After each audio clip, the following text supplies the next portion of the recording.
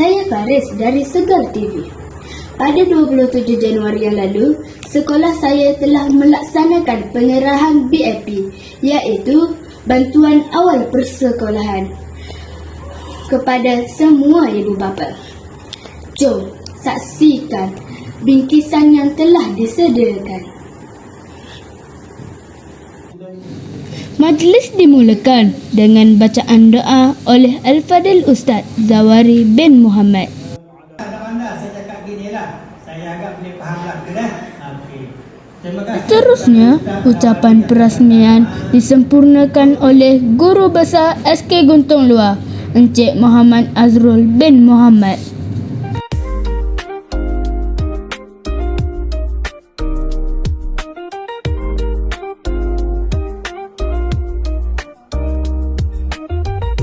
Di belakang dewan, barisan guru kelas yang setia menjalankan amanah yang dipertanggungjawabkan.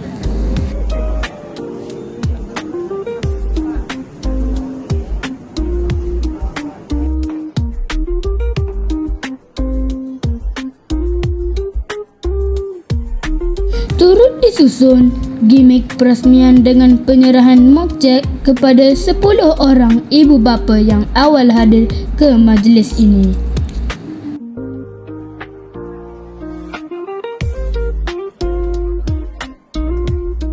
Buat ibu bapa yang lain, mereka menerima wang di kaunter kelas masing-masing.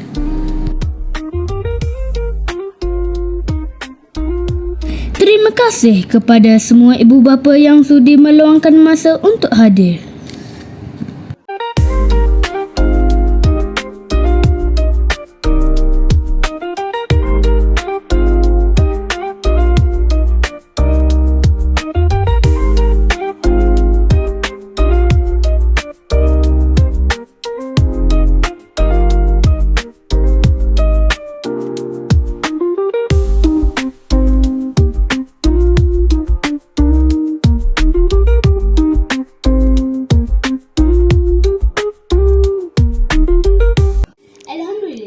Program telah dilaksanakan dengan jayanya.